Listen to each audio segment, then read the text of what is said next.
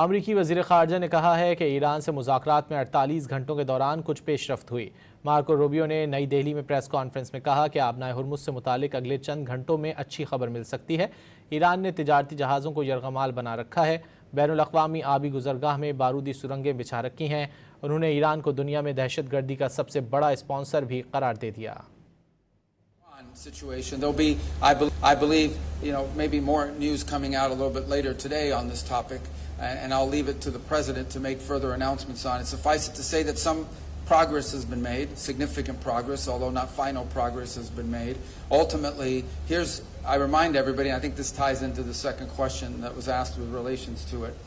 What is the goal here? The goal here ultimately, the ultimate goal is that Iran can never have a nuclear weapon. Related to that is this issue of the Straits. Okay, this is an international waterway. They don't own it. It's an international waterway, and what they are doing now is basically they are threatening to destroy commercial vessels using an international waterway.